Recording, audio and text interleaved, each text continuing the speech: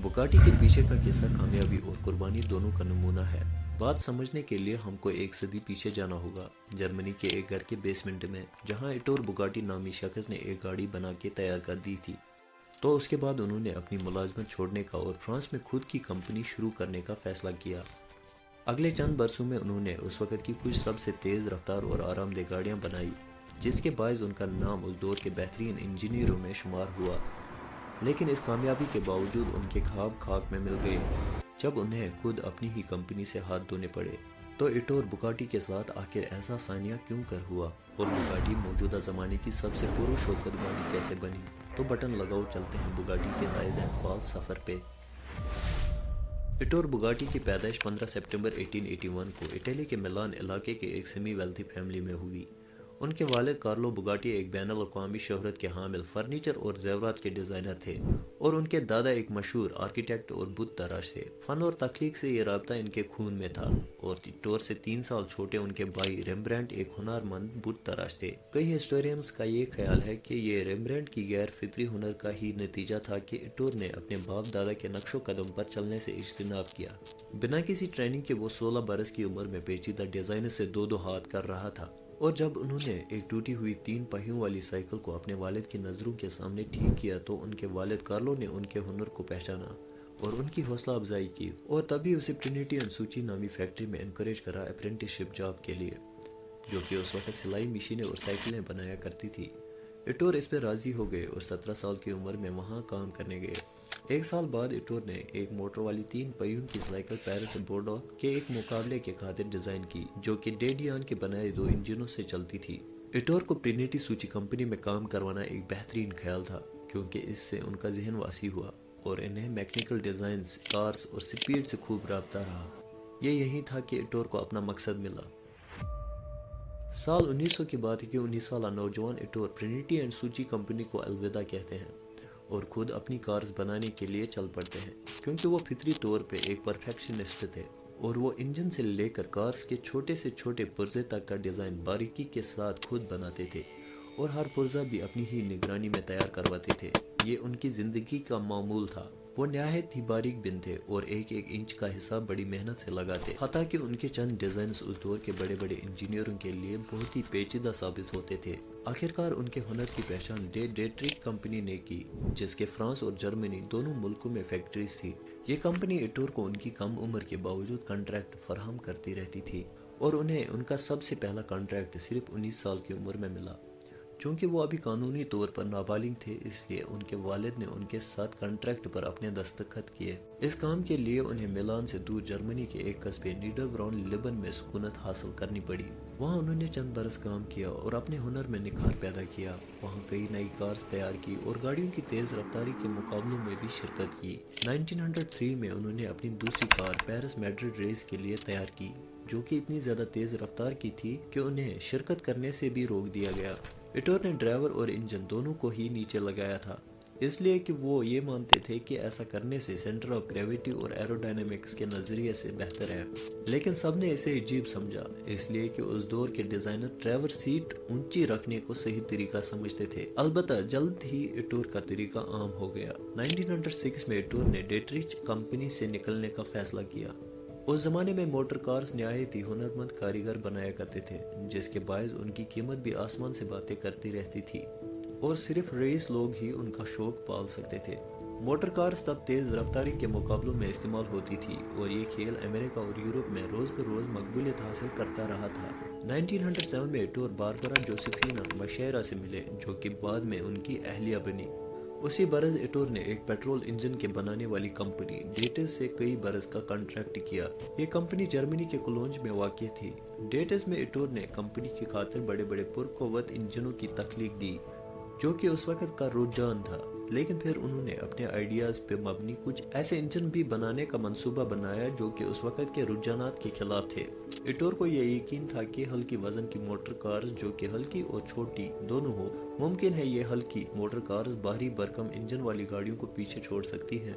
ऐसा करने के लिए उन्होंने अपने घर के बेसमेंट में एक नई मोटर कार पर काम शुरू कर दिया।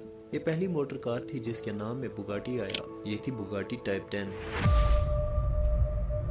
टाइप 10 1909 में मुकम्मल हुई। नतीजा था 1.2 लीटर 4 सिलेंडर वाला इंजन जिसका वजन सिर्फ 365 किलोग्राम था। ये 2 सीट वाली मोटर गाड़ी 80 किलोमीटर की रफ्तार पकड़ सकती थी, जो कि उस दौर में एक नाकाबिले यकीन बात थी। अब उन्होंने अपनी मुलाजमत फिर से छोड़ने का फैसला किया और अपनी नई गाड़ी में बैठ के मुल्शन के कस्बे एल्स्टीन तशरीफ लाए, जहां इन्होंने अपनी मोटर गाड़ियों की कंपनी द ऑटोमोबाइल इटोर बुगाटी की बुनियाद रखी। इटोर पहला एक शख्स था जिसने रेसिंग कॉम्पिटिशन्स को एज ए प्लेटफॉर्म यूज करा अपनी गाड़ियों की कारकर्दगी साबित करने में। बड़े हुजूम के सामने उसकी मोटर कार्स की अच्छी कारकर्दगी ने इटोरे को मुल्क के बेहतरीन कार डिजाइनरों में शुमार कर दिया। ये तरीका बहुत जल्द एक नारम में तब्दील हो गया। 1909 इटोर की जिंदगी का एक अहम और खुशी से भरा हुआ साल रहा। ये वो साल था जिसमें इसने टाइप 10 की कार्स अपने कंपनी की शुरुआत और इसी साल में उसके बेटे जीन बुगाटी की पैदाइश हुई। बुगाटी टाइप 10 एक शानदार मोटर गाड़ी और अपने वक्त से आगे होने के बावजूद इटोर को और ज्यादा तरक्की की गुंजाइश नजर आई। टाइप 10 की बुनियाद पर मोटर कारों की दुनिया की एक मशहूर तरीन गाड़ी टाइप 13 तैयार हुई। बुगाटी ने टाइप 10 के डिज़ाइन में तरमीम की, पिछले एक्सल में लीफ स्प्रिंग लगाकर और एक सिलेंडर में 4 वाल्व फिट लगाकर, जिससे 16 वाल्व सिलेंडर के इंजन का वजूद पजीर हुआ। इसका मतलब यह था कि नई टाइप 13 अपने 300 किलो के ढांचे के लिए 30 हॉर्स पावर की ताकत बना सकता था और इस वजह से इसने 1911 के फ्रेंच ग्रैंड प्री में दूसरा मुकाम हासिल किया, जिससे बुगाटी का नाम दुनिया के कार डिज़ाइनरों में मजीद मकबूलियत का हामिल बना। बुगाटी ने इसी डिज़ाइन पर मबनी मोटर कार्स टाइप 23 तक बनाई, लेकिन पहली आलमी जंग शुरू होने से सारी दुनिया के साथ साथ उनकी गाड़ियों की पैदावार भी थम गई। जब 1.5 साल तक जंग जारी रही तो इटोर को मजबूर वापस मिलान और फिर पेरिस जाना पड़ा, जहां उन्होंने ड्यूसनबर्ग ब्रदर्स के साथ 1915 से 1916 तक काम किया। वहां उन्होंने U16 इंजन की तख्लीक की, जो कि 2 स्ट्रेट लाइन इंजनों पे मबनी था, जो कि एक ही क्रैंक केस में था। उसे बुगाटी U16 का नाम दिया गया। हालांकि बुगाटी U16 खुद तो कामयाब नहीं हुआ, लेकिन इसकी वजह से बुगाटी और ड्यूसनबर्ग ब्रदर्स ने ओवरहेड कैम्पशाफ्ट और स्ट्रेट 8 इंजन्स की तख्लीक की। जंग के इख्तिताम पजीर होने पर इटोर वापस मुल्क आ गए, जो कि उस वक्त तक फ्रेंच के कब्जे में आ चुका था। वहाँ बुगाटी ने लाइट वेट मोटर कार्स बनाना जारी रखा। उन्होंने टाइप 13 को मल्टी वाल्व इंजन दिया और नतीजा बेमिसाल था। इस वजह से उन्होंने 1920 के ले मांस में कामयाबी हासिल की। 1921 में कार्स ब्रेशा में जीत गई और फिर 3 दफ़ा और वहाँ रेसेस में कामयाबी हासिल हुई और बहुत जल्द ये बुगाटी कार टाइप 13 ब्रेशा के नाम से मशहूर हुई। 1925 तक ये कामयाब होती रही। कुल मिलाकर इसे 400 से ज़्यादा कामयाबियाँ हासिल हुई। बुगाटी टाइप 13 के 2000 से ज़ायद प्रोटोटाइप मॉडल बनाए गए, जिस वजह से ये बुगाटी की सबसे कामयाब कारों में शुमार है। 1924 में इटोर ने अपनी Bugatti type 35 Lyon Grand Prix में पेश की। उनकी ये नई कार जल्द ही बुगाटी की सबसे कामयाब रेसिंग मॉडल बनी, जिसने 1000 से ज़्यादा कॉम्पिटिशन्स में कामयाबी हासिल की।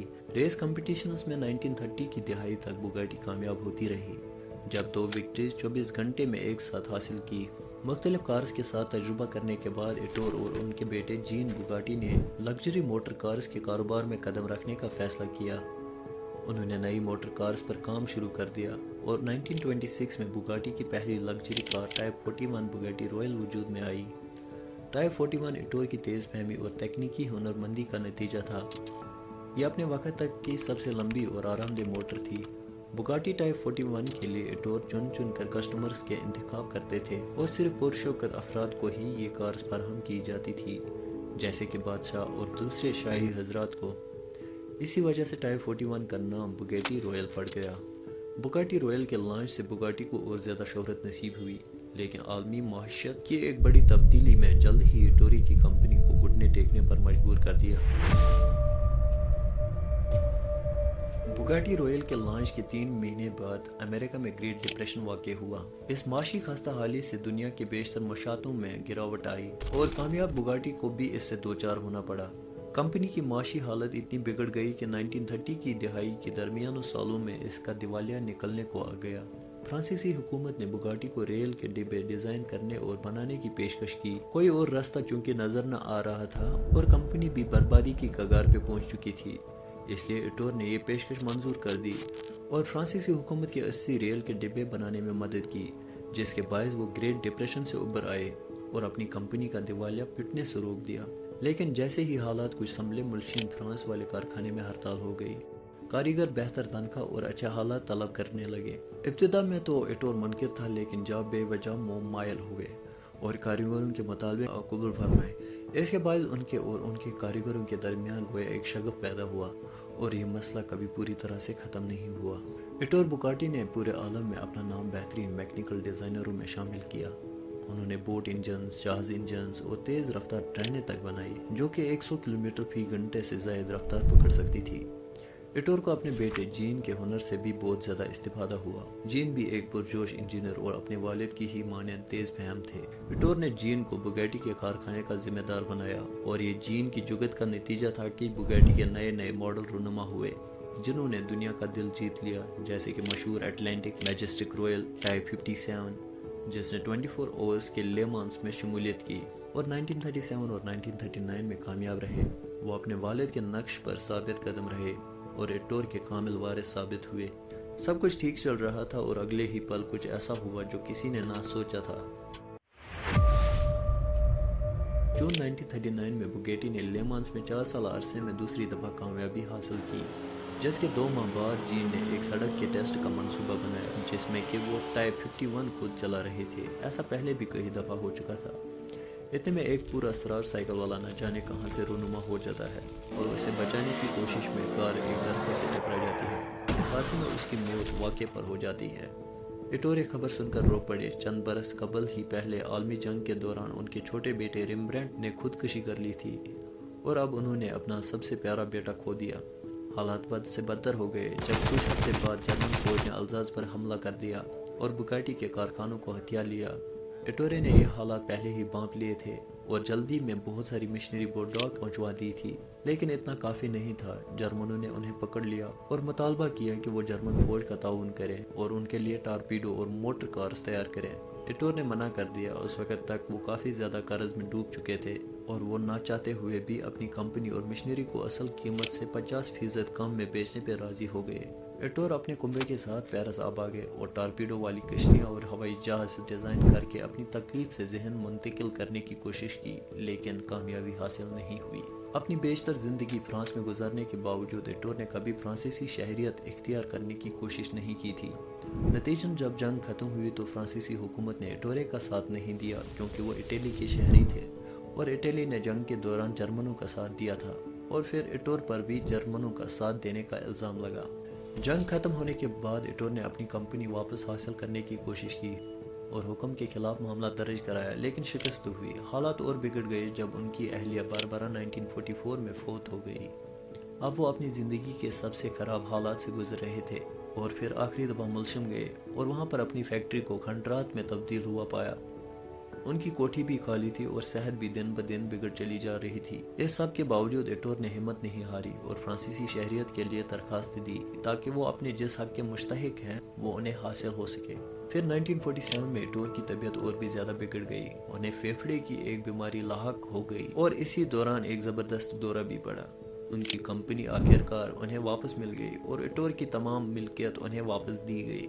लेकिन ये खुशखबरी बहुत देर से मिली क्योंकि तब तक एटोरे को ज़हनी फालिज हो चुका था और उनकी हालत रोज़ ब रोज़ ख़राब होती चली जा रही थी। कंपनी के वापस मिल जाने के बाद सिर्फ 10 दिन के बाद एटोरे इस दुनिया से चल बसे। उनके कुंबे के अफराद को कंपनी विरसे में हासिल हुई, लेकिन उनसे इसकी पैदावार दोबारा शुरू ना हो सकी और कई साल तक कंपनी बंद रही। बुगाटी कंपनी ने 1980 की दिहाई में अपने दूसरे जन्म तक कुछ नहीं बनाया। 1980 की दिहाई में इटली के एंटरप्रेन्योर रोमानी आर्टिलियो ने कंपनी खरीद ली और बुगाटी ब्रांड को 5 बरस के अरसे में कायम किया। एक बिल्कुल नया मॉडल EB110 आवाम के सामने पेश किया गया। यह मॉडल 213 माइल पर ओवर की स्पीड हासिल कर सकता था, जिसे EB110 जल्द ही ताकतवर इंजन का एक नमूना बन गया और इसकी शानदार वज़ा के बायस इसने आवाम को खूब मुतासिर किया। लेकिन बदकिस्मती से इसके सिर्फ 139 यूनिट ही बन सके और 1995 में मिसमैनेजमेंट की वजह से कंपनी का दिवालिया निकल गया। फिर आखिरकार वोल्क्सवैगन ने बुगाटी ब्रांड को 1998 में हासिल किया और वो सुपर कार ब्रांड कायम किया जिससे आज हम रोशनास है। नई कंपनी ने 90 की दिहाई के आखिरी दौर में कई कंसेप्ट मॉडल बहुत से मोटर शोज में पेश किए, लेकिन अगले चंद बरस के लिए सब खामोश रहा, जिस दौरान उन्होंने एक नई मोटर कार पे काम जारी रखा, बुगाटी वेरान। یہ دنیا کی مشہور ترین موٹر گاڑیوں میں شمار ہے۔ اس نے سڑک پہ چلنے والی تمام کارز کا ریکارڈ توڑ دیا۔ اس کی ٹاپ سپیڈ 254 مائلز پر اوور کی تھی۔ 2015 تک ویران بنتی رہی، پھر کائرن پیش کی گئی۔ یہ بھی سپر کاروں کی دنیا کا ایک اہم مرحلہ ہے۔ 2019 میں کمپنی نے پھر سے سب سے تیز road going production motor cars کا ریکارڈ بگیٹی کائرن سے توڑ دیا، جس نے 440 کلومیٹر پر اوور کی سپیڈ حاصل کی۔ یہ ہے بگاٹی کی کہانی اور ایک شخص کے خواب کی کہانی جو کہ ان کی عبرتناک موت کے بعد بھی زندہ ہے۔ ایسی اور ویڈیوز دیکھنے کے لیے چینل کو سبسکرائب کرنا نہ بھولیں۔ Thank you.